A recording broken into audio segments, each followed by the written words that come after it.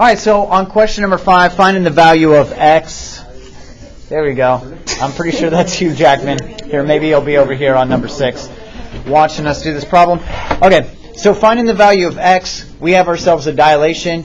And on a dilation, it makes our shapes similar. If the shapes are similar, then the sides must be proportional.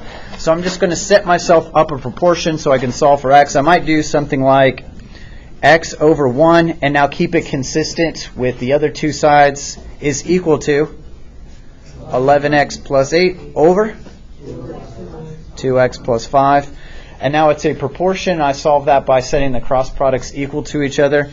So one of these cross products is going to be quadratic. X times 2x plus 5 becomes 2x squared plus 5x. And then I think we can handle this other cross product, 11x plus 8. It is quadratic, so we'll need to shove everything to the left-hand side before we can solve it. 2x squared, subtract the 11 makes a negative 6x. Subtract the 8 minus 8. We can divide all of that by 2.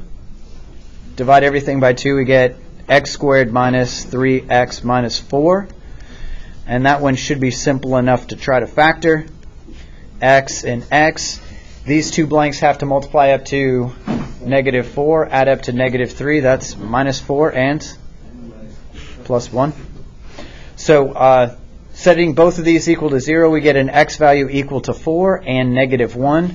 But since this value here, this side length is x, it doesn't make sense that it's negative 1, so we get rid of it. And I just have the answer x equals 4. All right, Hugh, are you ready? You got to move over here. Yeah, I'm totally ready. Did that sound like Hugh Jackman? No. Sure did. Anyway, so on number 5, we need the center dilation. It's given to us as 7 comma negative 13. And then we need the scale factor from back over here so we can write a coordinate mapping. Coordinate mapping is one of these, like what's on number 4. X, Y gets mapped to blah, blah, blah.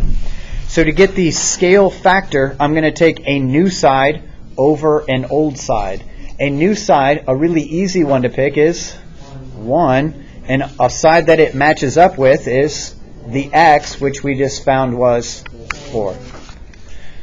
So our scale factor here is 1/4. It's getting a fourth as big, right? It's shrinking down. It's a reduction.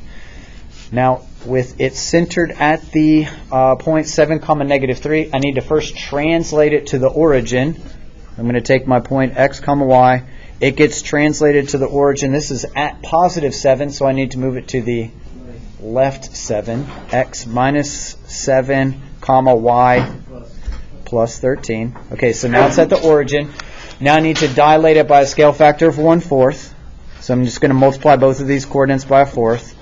A fourth of x minus 7 and a fourth of y plus 13. I realized that I didn't check to see if those videos earlier I made today had sound on them. Anyway, well, there'll be a nice, maybe I just annotate. I put like closed captioning on there for you. There's no sound. Watching the class without volume anyway, so. Yeah, it's probably better that way. Anyway, now I need to translate it back. Translate it back. So I need to now add 7 to the x coordinate and subtract 13 from the y coordinate. So that puts it at 7 plus 1/4 of x minus 7, comma, negative 13 plus 1/4 of x plus 13, y plus 13. Yeah, you're right. Hey, it's fine. Okay, so again, you can see the center of dilation in the mapping. 7, negative 13 from the center of dilation. The 1/4 for the scale factors in front of both of these parentheses. And the numbers that are in the parentheses are the opposite, the negative of the actual center of dilation, so we can get it to the origin.